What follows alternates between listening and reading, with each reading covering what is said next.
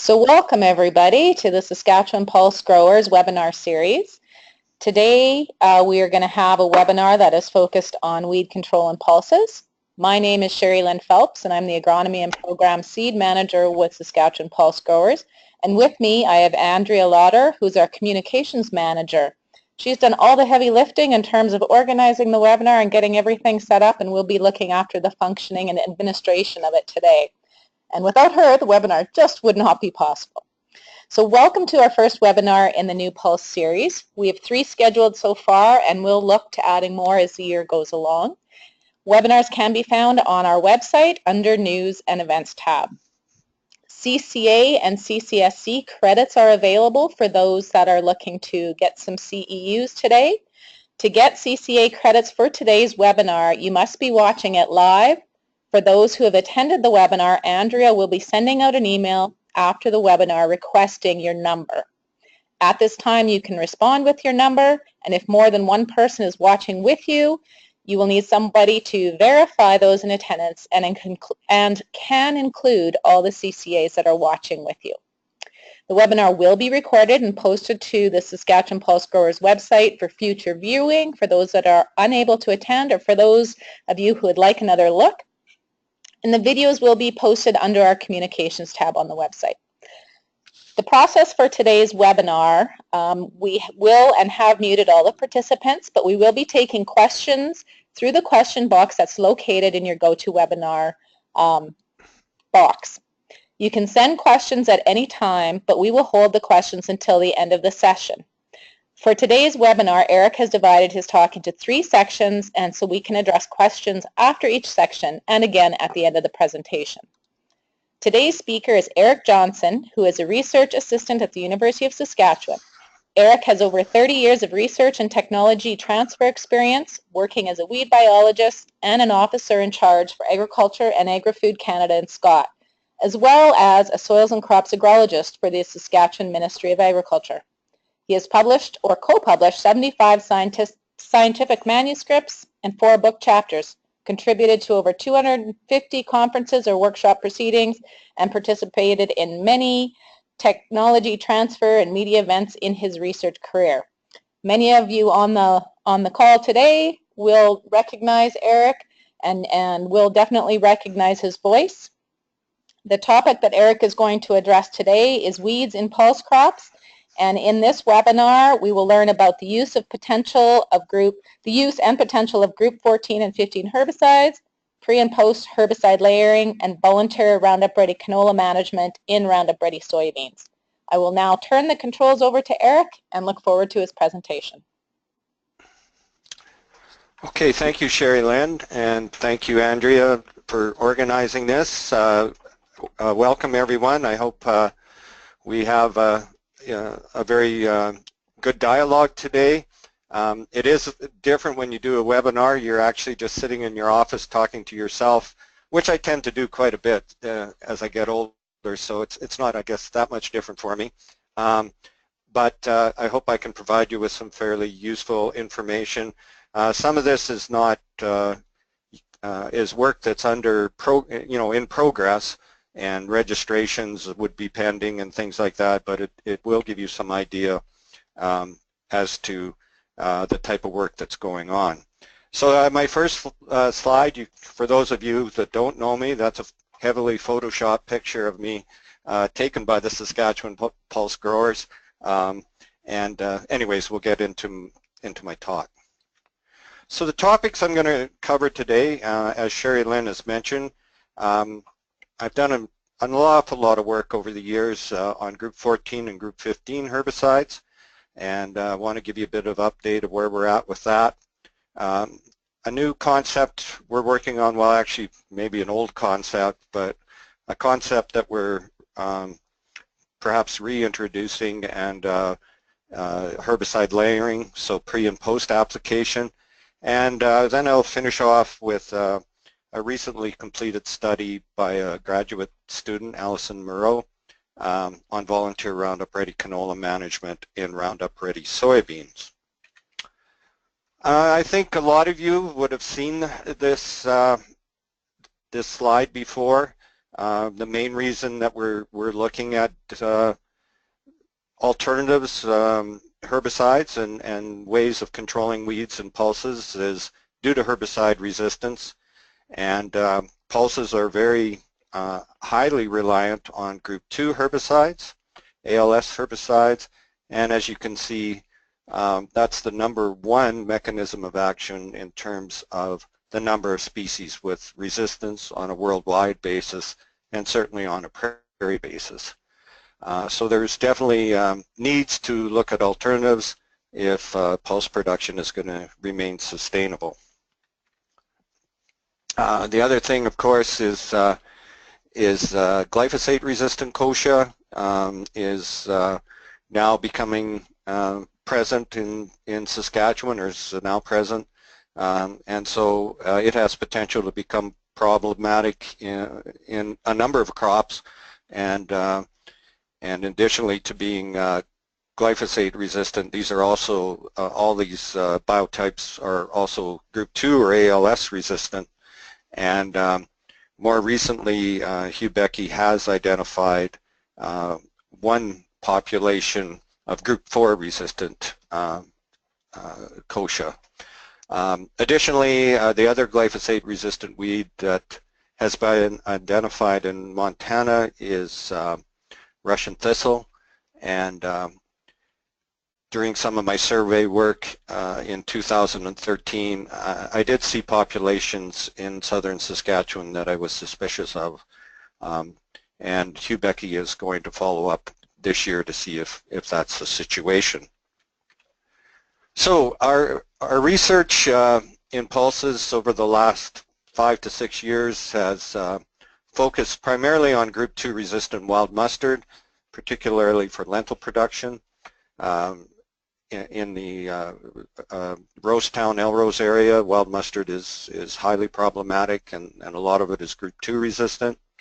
Kochia, that would be primarily in chickpeas and lentils as well. Cleavers, of course, being a little bit more of a northern weed and focusing more on that in the black soil zone, because we do have some reasonable solutions in soils with 2 to 4% organic matter, but when we get up to 6% and higher, you basically have to then rely on something like herbicide layering.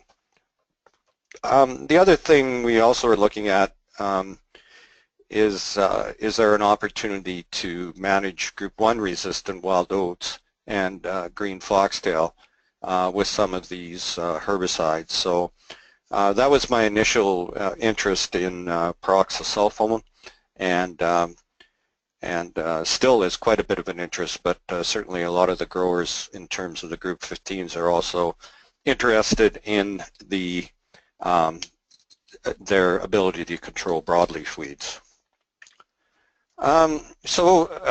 These are a couple photos here. You can see the symptoms of the group 14 on the left of the screen here. The group 15 symptoms showing up on emerging wild oat. Both of these would be soil active. That's actually authority on the left, and so the canola has emerged, or the kochia has emerged, and then we got a rainfall, and then symptoms started showing up. So you can see it starts out with these water-soaked lesions and then eventually becomes necrotic and dies. The group 15s, they interfere with fatty acid metabolism in a lot of cases, or fatty acid biosynthesis, I should say. A lot of cases the weeds don't emerge, but you do see, and I'll show some photos later, in some cases if you do get rainfall and the weeds are in the seedling stage, you can get some dieback. So the group 14s are also known as PPO inhibitors. Some of them are soil active, some are contact, and as I mentioned, affected plants initially have a water-soaked appearance followed by rapid wilting and burning, or leaf speckling and browning, And they usually work fairly quickly. Certainly the post-emergent ones like saflufenicil or heat, carfentrazone are all very fast-acting typically in terms of when symptoms show up. So these are the group 14 herbicides. Carfentrazone, of course, it's actually the first group 14 herbicide I looked at, and we brought it into Western Canada, or helped bring it into Western Canada with FMC, looking at it as a herbicide to control volunteer Roundup Ready canola. The interest was that it basically has very, very limited residual, so it could be applied before most crops. A product that just recently got registered as part of Blackhawk and Goldwing is called pyrofluoroethyl. It's also a foliar herbicide in contact with no residual.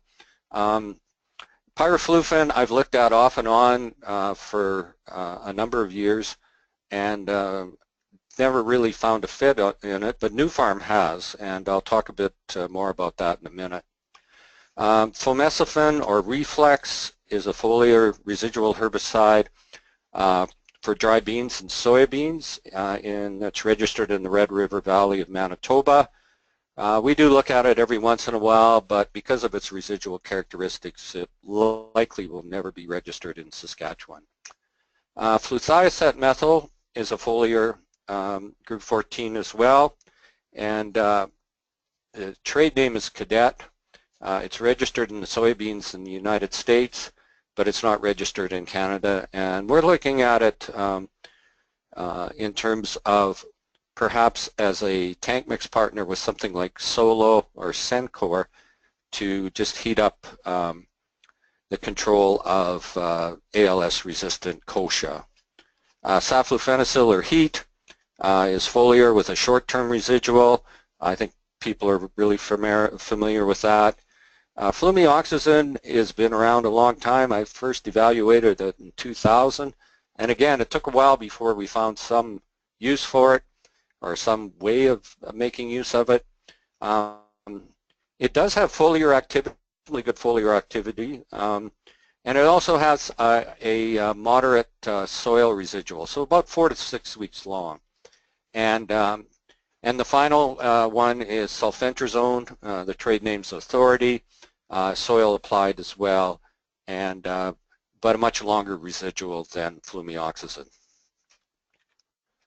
Okay, so just a little bit about the pyrofluoroethyl Goldwing by New Farm. It was registered this spring prior to field P, and as I mentioned, it contains pyrofluoroethyl, which is a group 14, so similar activity as carfentrazone, and but it also has MCPA ester in it. And I have looked at this in confidential trials with New Farm. I guess now that it's registered, I can talk a little bit about it. And I was pleasantly surprised at how well it worked. And based on some of the work, some other work we've done, it does look like some of these group 14 post-emergent herbicides, when you add a group 4 or an auxin type herbicide with them, there does seem to be synergism. So I think if you looked at pyrofluoroethyl by itself and MCPA by itself, you wouldn't control cleavers, you wouldn't control kochia, but you put the two of them together and we get, you know, fairly good control of them. So these are the weeds that are listed on their label, and they're talking about expanding it for other pulse crops and industrial oilseed crops, so flax, I guess, and after the 2016 season. I'm not sure what other pulse crops they are looking with. I'm not sure if they'll be looking at lentils or not. It will depend a little bit. I think the MCPA could be a bit challenging, but we'll wait and see what the label expansion ends up being. I just wanted to show too this is some interesting, I just recently got this from Brian Jenks at North Dakota State University. And, you know, we don't think of sulfentrazone as necessarily being, having foliar activity or any sort of activity to emerge plants, but it actually does. And you can see what it's done on the left here to fairly large kochia. And so if you look at something like authority charge, looks to be that there's some synergism there as well. So I think this is maybe a little underestimated in terms of what it might do to emerge weeds, the two of them together. So we'd like to do a little bit more work on this in the greenhouse as well.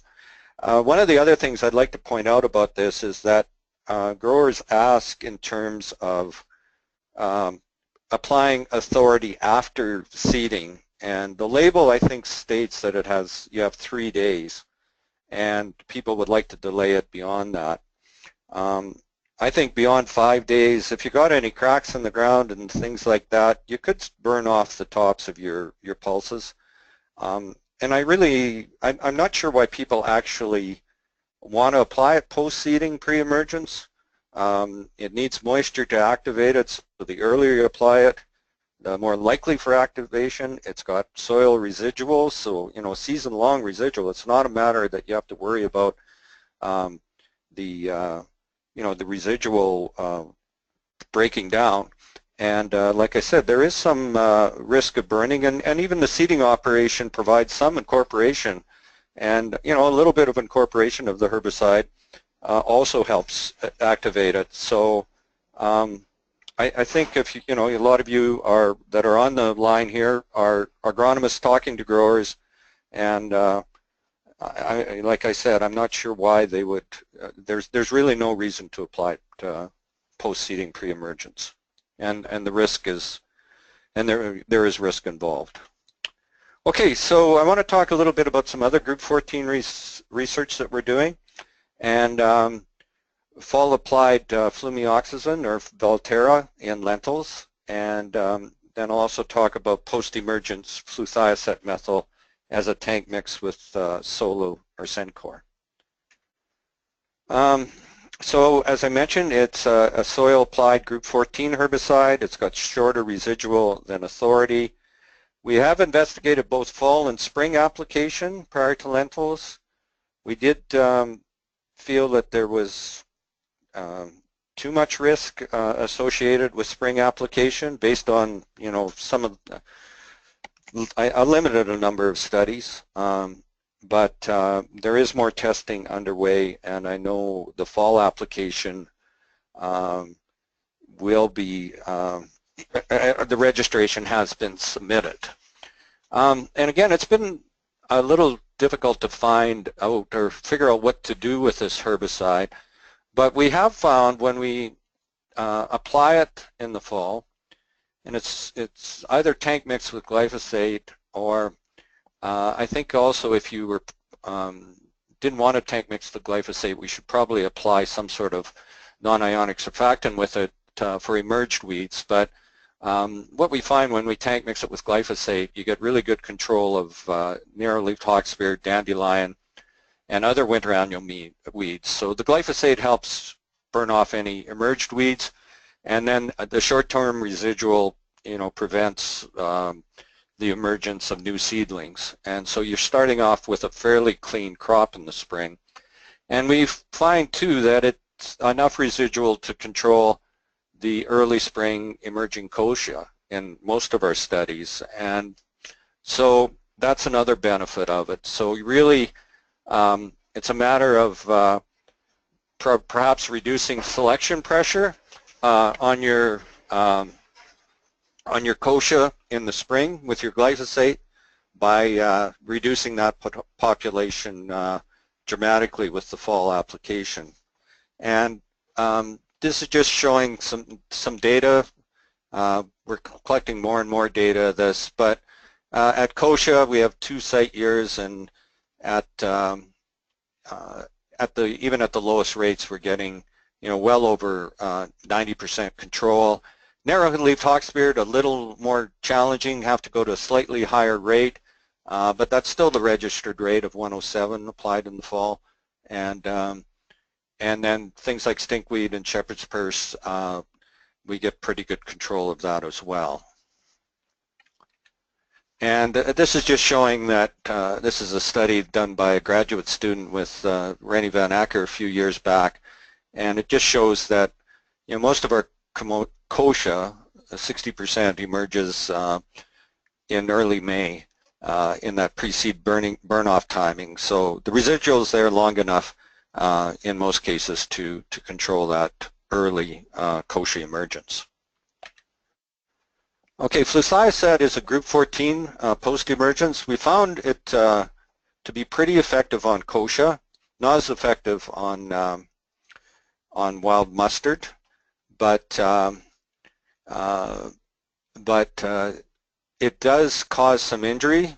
So you can see at the bottom here, now this is a very high rate, higher than we need to use.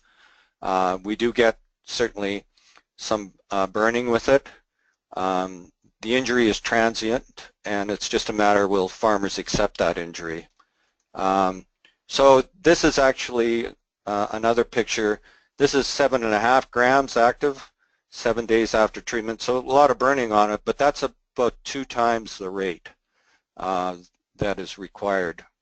And maybe if we integrate it with other management practices, we can get that rate down even lower. But like I said, if you have to take an extended fishing trip with this because it will outgrow it. And this is a study that was done by Colleen Redlick, who's now with BASF, and when she was a graduate student, but is interesting when she integrated the application of flucliacet with higher seeding rates. She was able to get much better control of wild mustard, and that is a rate that would be difficult to control wild mustard with. So we're still playing around with this.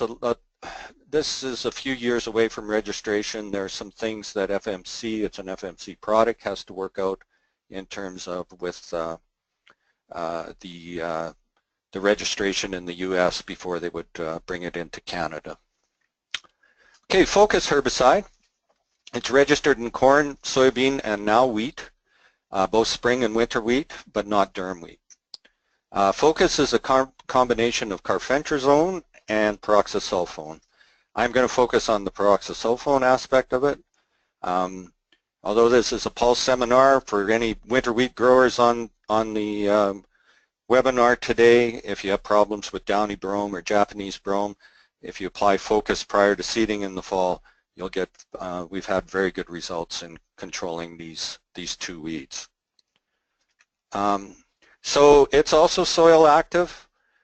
It doesn't affect the germination, but it does affect shoot formation in the emerging seedlings. So those are the types of symptoms you get. You can see the crinkling on the green foxtail, and I'll show you a couple better pictures here. This is cleavers emerging, but I'll show you a couple better pictures of symptoms here in a minute. So as I mentioned, they inhibit very long chain, I should say chain, not cane, fatty acid biosynthesis. So somewhat similar to Avidex, except its target site is a little further along in the fatty acid biosynthesis chain.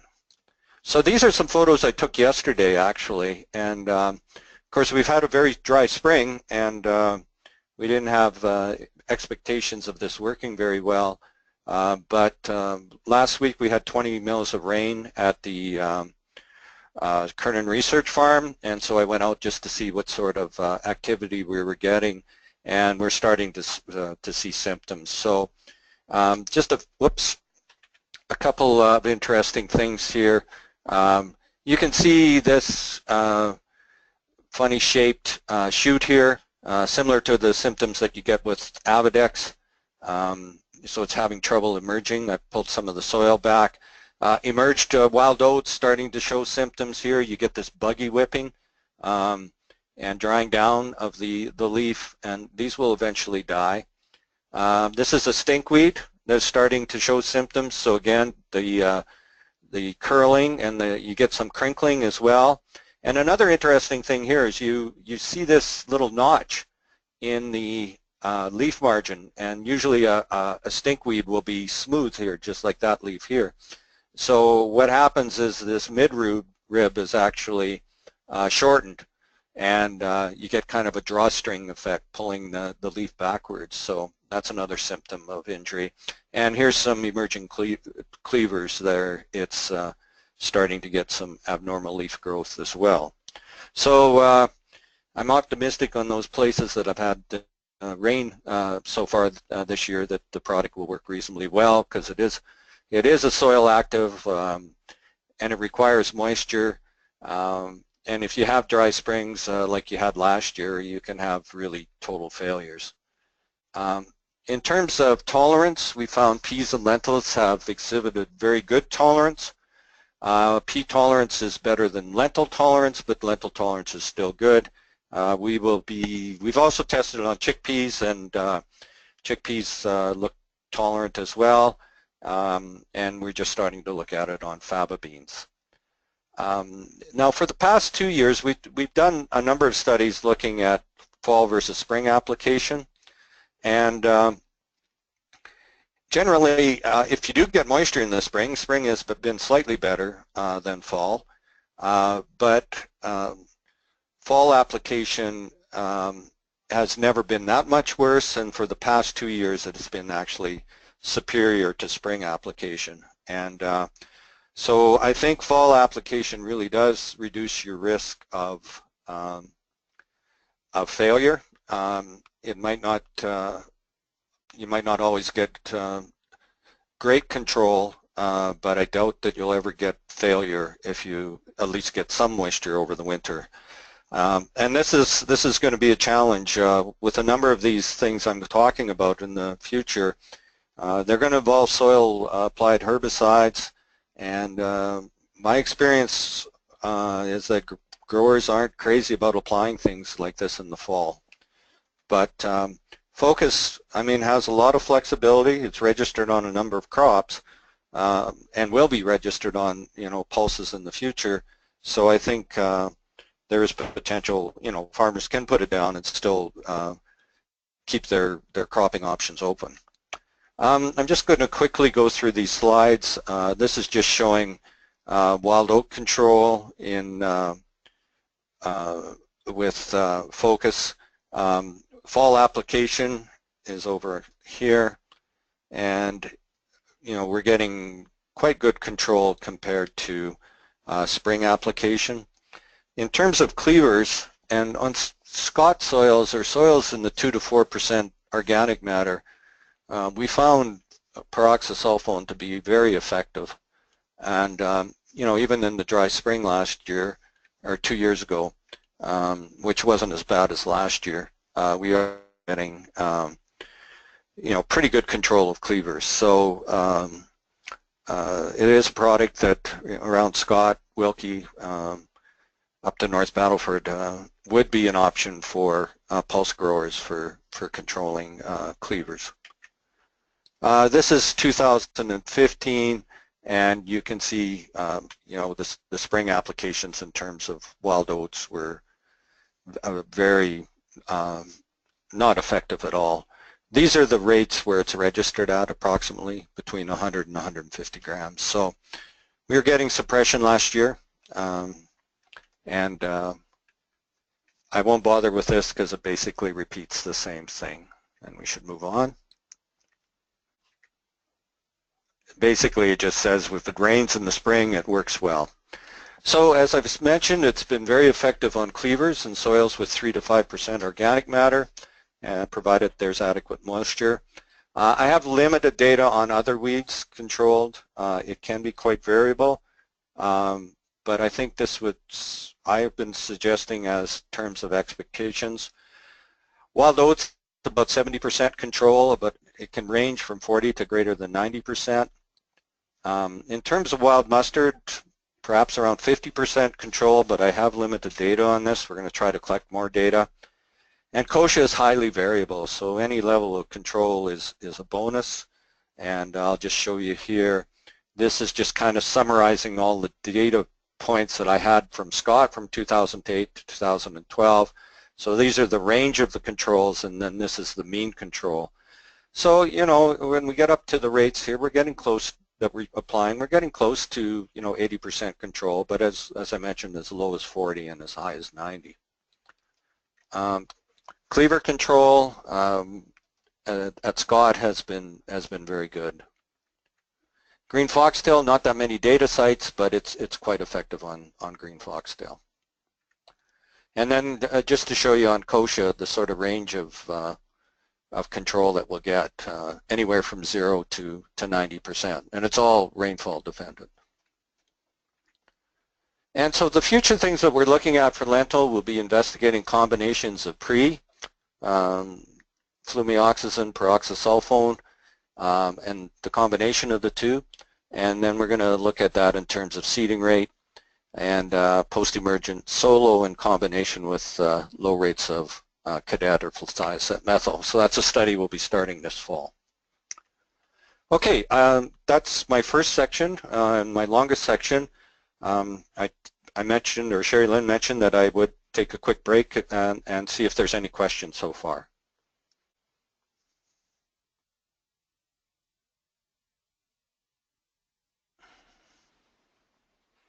Okay, Sherry Lynn, so I can carry on? Great. So the next thing I want to talk about is herbicide layering, and this is a term that Clark Brenzel came up with, and I credit him for the term, and it's a nice way of describing it.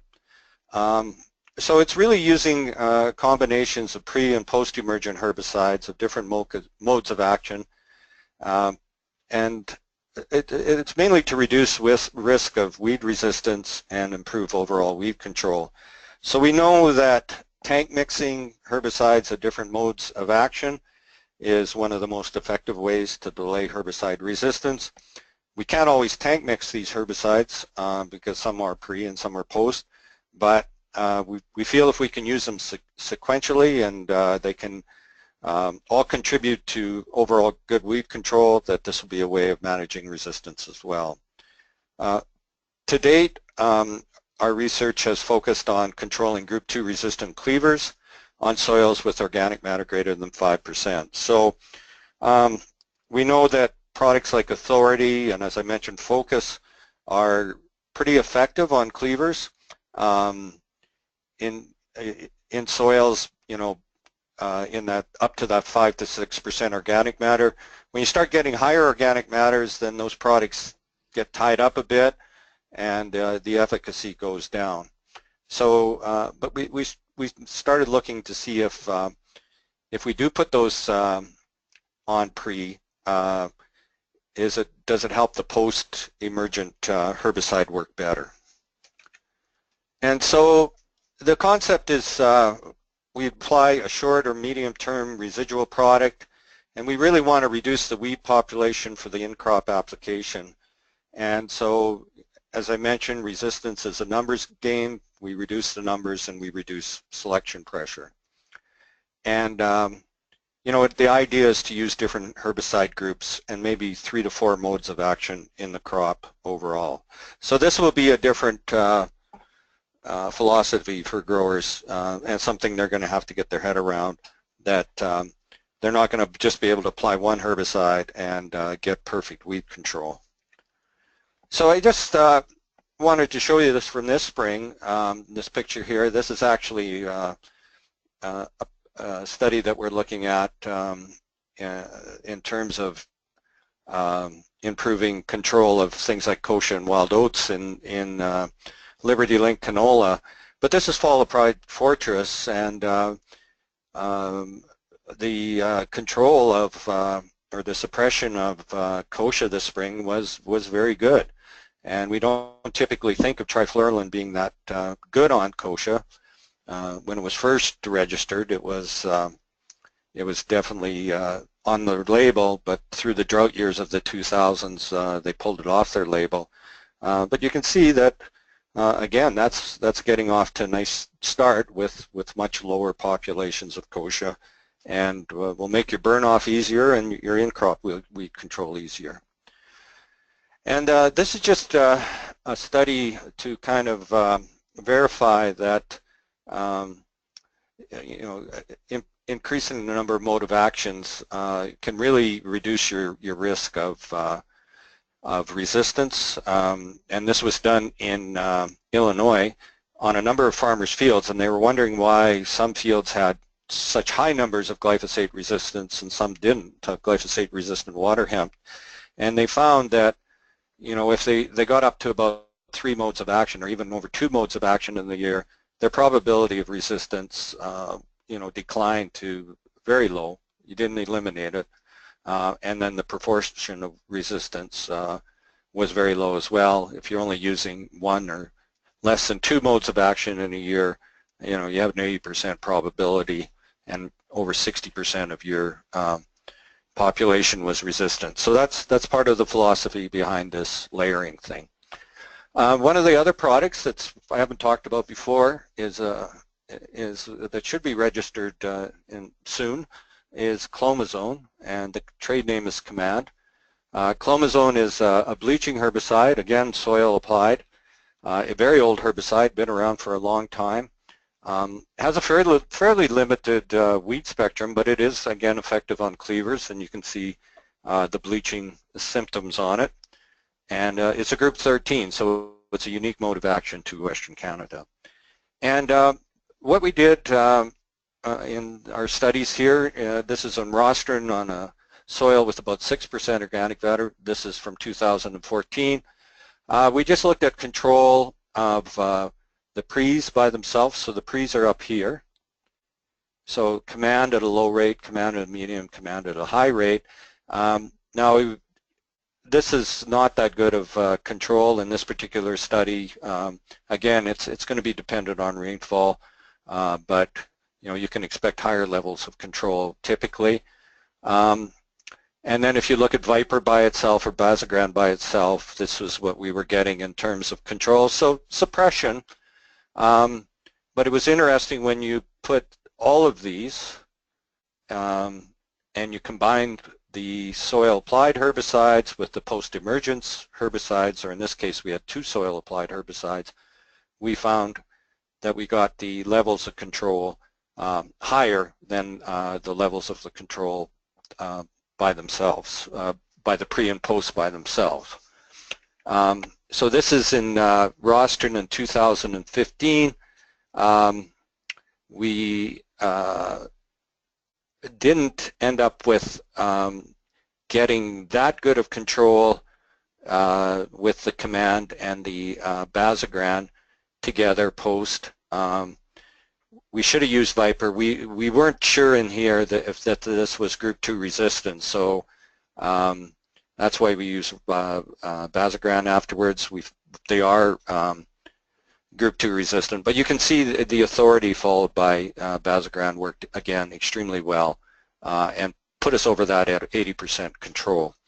Now it's interesting too, it's difficult to rate cleavers control in peas later on in the years, and this is just showing the amount of seed produced, and in that case we are finding that we're reducing the seed populations quite a bit, even with the Command in there.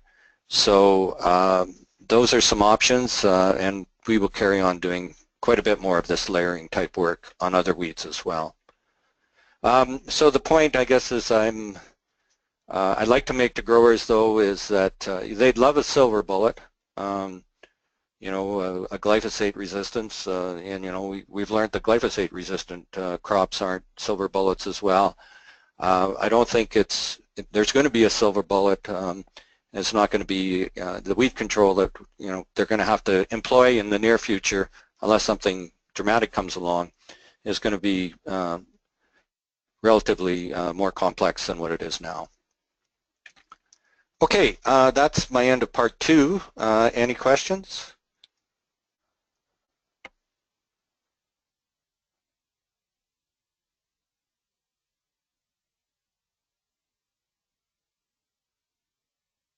Is there a question, Sherry Lynn?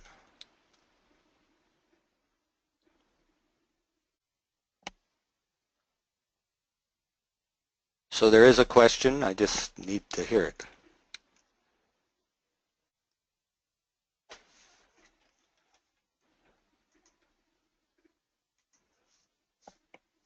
Okay. Okay, I'm here, sorry.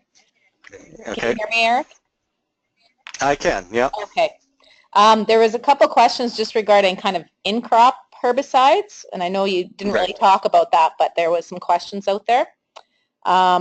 With as guys are getting, I guess, close to having spraying decisions, is it better to roll pulses first or spray first? Well, it really depends on the weeds. You know, if okay, are you you're talking post-emergent, so they're rolling post-emergence. Is that the situation, Sherry Lynn? Yes, yes. The crops, I think, are coming up faster than guys can. Oh, then they anticipate it. Yeah. I think. Yeah, I would make my decision based on the weeds. So if there's high weed densities and you think you better get it sprayed, you know, early application, I'd spray it first. If you think you can delay, I would roll. Okay. And, you know, just give it a, yeah. So I think it really would depend on the weed situation. There's no hard and true answer to that. Okay. Then I have one more question about going back to pre-emergence products, and do they differ in their moisture requirements for activation? Okay, yeah, I think so. This would be more based on observation than rather than actual any data, but I think talking to people in the company, they would agree. You know, Authority, Valterra don't require quite as much moisture activation as, let's say, Focus does. Proxasulfone has been my experience, is that it requires more moisture for activation than Authority and flumioxazin or Valterra.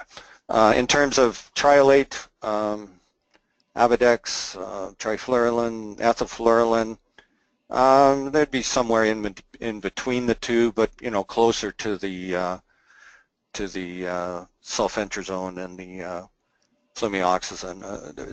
The one thing that I have noticed is that it does seem to take more moisture for peroxasulfone, and peroxasulfone though is one of the is a group 15 that probably requires the least amount of moisture compared to some of the other products.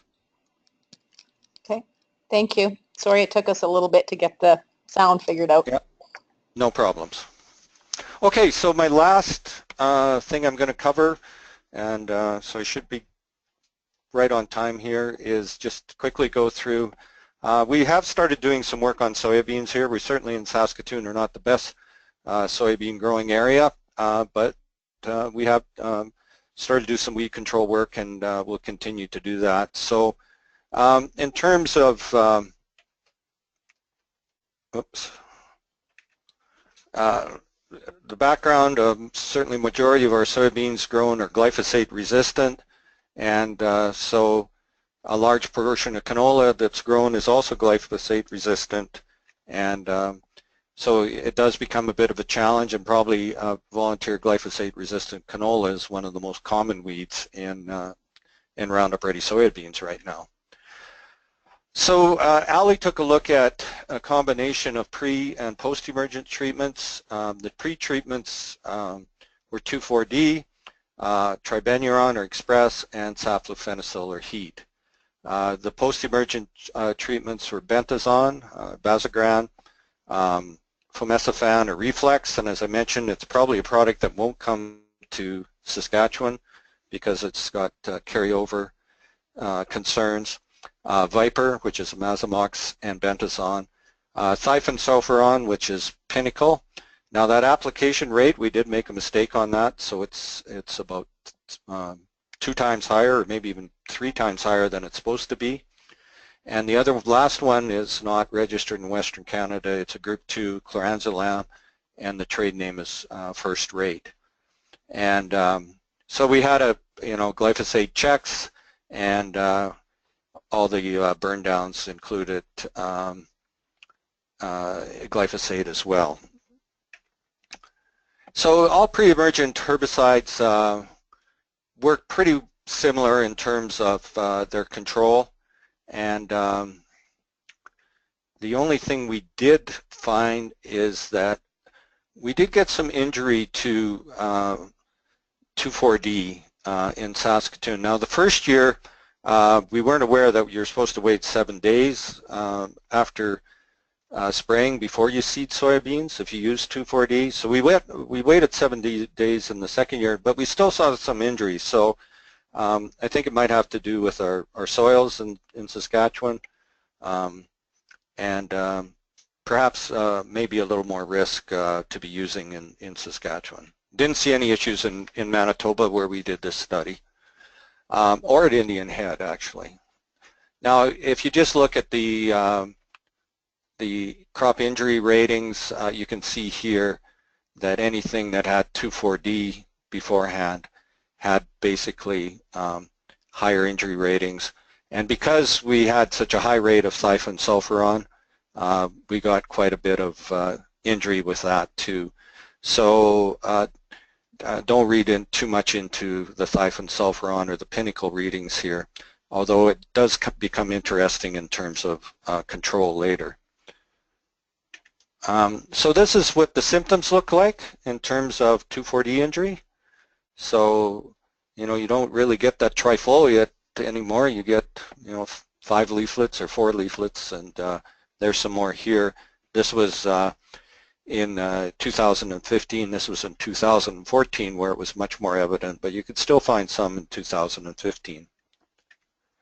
As I mentioned, the efficacy wasn't that much different, but we did, see some slight improvement overall with using heat compared to the other two, but still all others worked quite well. In terms of post-emergence crop injury, because we had such high levels of or high rate of thiophansulfuron, we got way more injury than we should have. The reflex, you do get some speckling or bronzing, so we were up close to the 20%, between 10 and 15% with the others, and then Viper being near acceptable injury. So that is 7 to 10 days after treatment, and most of that injury, with the exception of the thiophansulfuron, was transient. In terms of post-emergence efficacy, in terms of ratings, it's interesting that even though we had a higher rate of thiophansulfuron than what's registered, the control ratings were not as good, quite as good as the others. Chloranzolam slightly lower as well. However, there's always a possibility that there could be some group 2 canola in there too as well. And this is 56 days after treatment. Actually, the chloranzolam, the reason that we didn't see it as good early on is because it's slower acting. And so as it later in the year, yeah, it worked quite well. Viper, also effective, slightly better than the Bazogrant, but not statistically different. None of them really statistically different if you apply stats, but these are visual ratings, so not that objective, and I think it's easy to say that this, the thiophansulfuron, wasn't quite as effective as the others. And this is just showing some of the injury we got from the thiophansulfuron. Again, it's just a mistake on our part, so didn't know whether to keep this in the data or not, but because it didn't control the canola quite as well, we thought we would. In terms of soybean biomass, all the post products, there was no difference between the pre's. All the post products were similar, again, because we got some injury from the thiophansulfuron and also from the reduced control, canola control. There was a decline in the thiophansulfuron biomass. And in terms of canola biomass, all the post products were similar, and thiophansulfuron will be statistically higher, so not as effective. And the soybean yields basically followed the same trends as the soybean biomass. All the pre's similar, the posts similar, with the exception of thiophansulfuron. So to conclude there, the 2,4-D, there's potential for crop injury in some environments on the prairies. Thiophansulfuron had the lowest efficacy on canola. Saflufenicil or tribenzuron were good options for pre-emergent herbicides. And chlorantzolam, imazamax, and bentazone or bentazone were good options for post-emergent herbicide. Reflex was efficacious as well. We did get some leaf spotting, but as I mentioned, it's probably not going to be a herbicide that's going to get registered in Saskatchewan, although things may change if we get more soybean acreage. So that's the end of part 3. I'll take any questions on that. I'd like to acknowledge the people that work on this, Dr. Willenberg, who's my boss, Eric Tozzi, who's a postdoc here, Jerry Stuber, and Aaron Garine are the technicians. As I mentioned, Ali Moreau is doing her master's on that soybean work, and certainly we have a number of summer students, and this was last year's weeds crew. So Sherry Lynn and Andrea, I'll take any questions. I guess we got about 10 minutes left. Okay, well, we've got a couple questions, and I'm not sure if people were having difficulty sending in questions. If you are, there is a chat function that you can use, or you can text me if you like. My number is 306-441, no, sorry, 306-480-9767. So, because there's going to get a whole... Yeah, that might be dangerous, but we'll try it. Yeah. Yeah. So the first question is why did you guys add with your project that you just talked about? Why did you add a third rate of imazethapyr pre-emergent to soybean trial for Roundup Ready canola? Yeah. I don't know. I didn't do that I mean, I wasn't involved in the start from the beginning. I think Chris basically included just registered products, basically. Tribenuron's registered before soybeans. Heat is as well, and 2,4-D. I mean, imazethapyr does have a registration pre in peas. I don't think there's a registration pre in soybeans, but it does have one in peas in a tank mix with sulfentrazone. But I mean, that would be a relatively inexpensive option and would provide some residual control. Thank you. Another question was regarding herbicides and unregistered use and the impact potentially with MRLs. Is there a concern or any comments on that? Well, certainly, I mean, it's interesting. I go out and I talk about research, and I know one of the consequences, and I think it would probably happen whether I talked about research or not, is that people go use them, will apply them on, as unregistered uses, and there's always some potential for MRLs. I think, for some of the soil-applied herbicides, probably the potential is low. They typically don't have tend to have residues, but we don't know that for sure. So I think it's always important when you're talking to growers. I mean, when I did a number of meetings this year, I asked, how many growers had used Focused and last year, for example, and people stuck up their hands, and I'd ask them how their corn yields were, and you know, so I know that they're using them, but there's always that potential and always the risk for someone like myself talking about these things in terms of people using them, and I think growers are becoming more and more aware of so certainly they have to be aware that there are consequences if they use these and are not yet registered.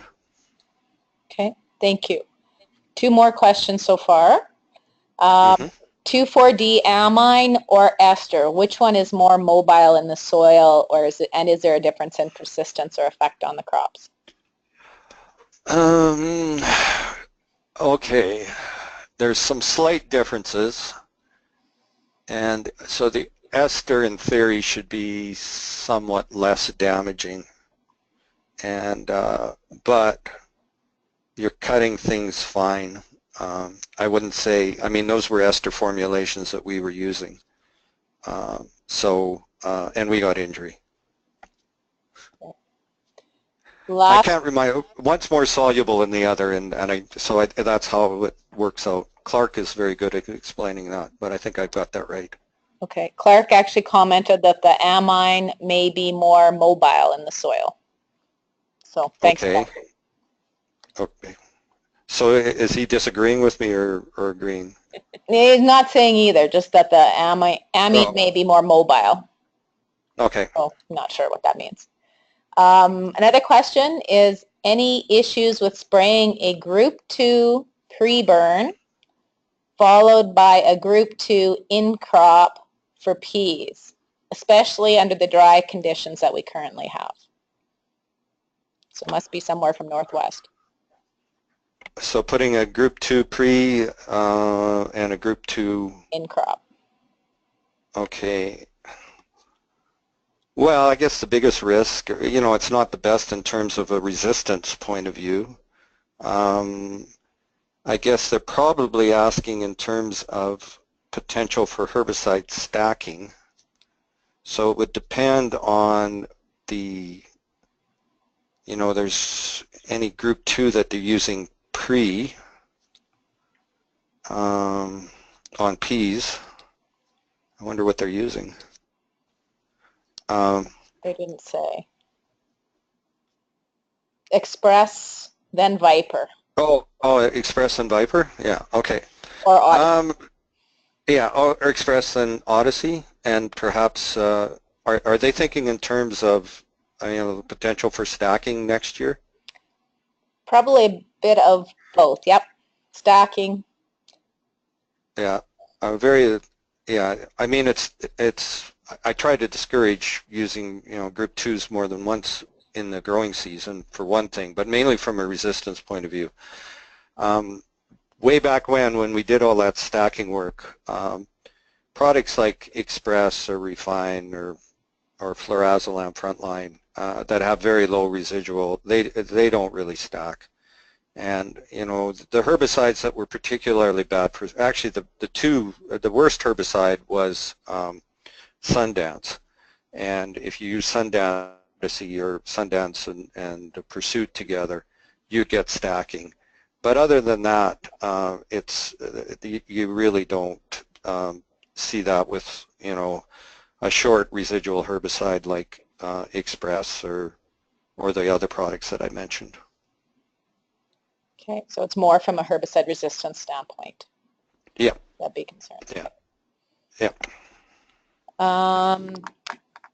Another question was with in-crop herbicide application. Is there any way to minimize the risk of the yellow flash that you get with some of the IMI products? Yeah, you apply it early. We just did some work on that actually. And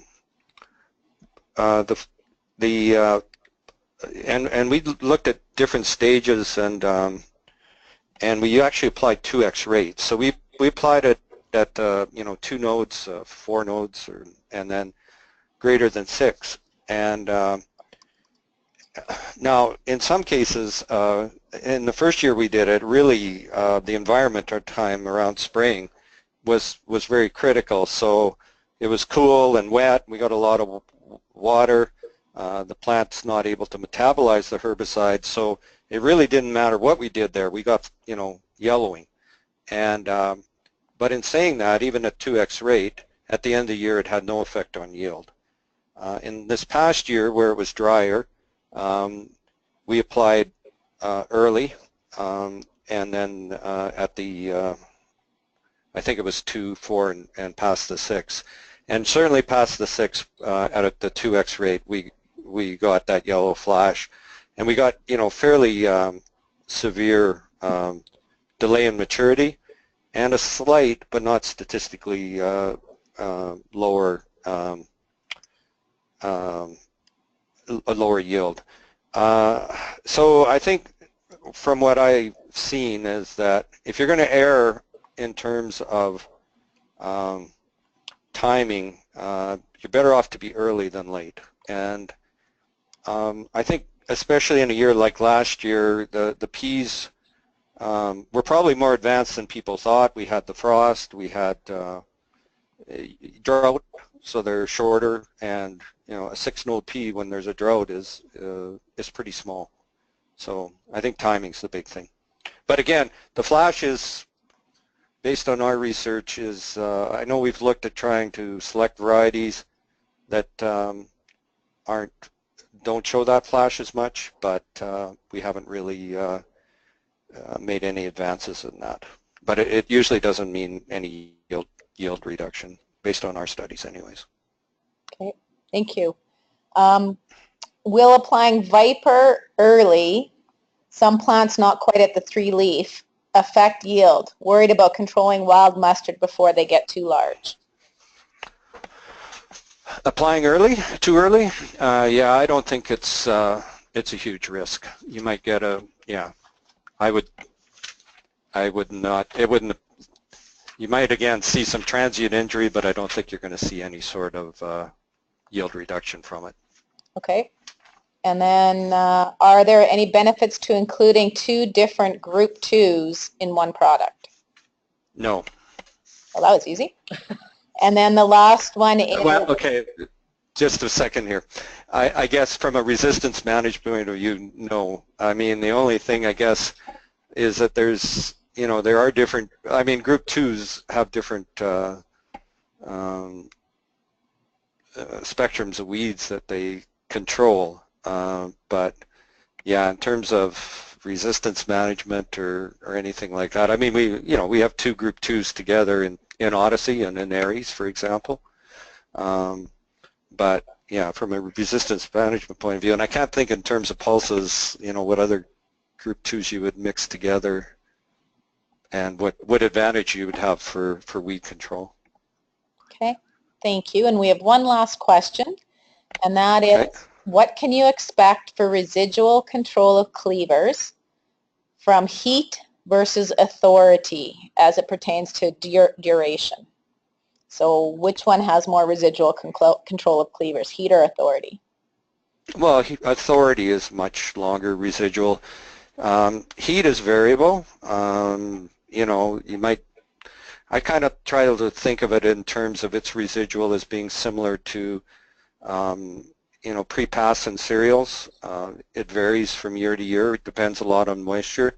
But, you're talking 14 days residual, probably on average with heat at the most, or maybe 3 weeks if you're lucky. And authority will provide season-long control. Okay. Thank you. Thank you, Eric, and thank you for everyone who provided questions and participated in this webinar. At this point, we will conclude our webinar. I just want to remind you that those of you that have RCCAs to please respond to the email with your number so you can get your credits. And we also invite those to participate by providing some suggestions for future webinars. If you have topics that you would like to hear more information on, we do welcome your suggestions. Feedback as well is also appreciated. Our next webinar is scheduled for June 8th. and it will focus on disease management in pulse crops, featuring our guest speaker of Sabine Benitza from the Crop Development Center. So please register for that, and we look forward to seeing you on the next webinar. And thank you very much, Eric, for your presentation and for answering your questions. And thanks to everybody for participating. At this time, we will conclude.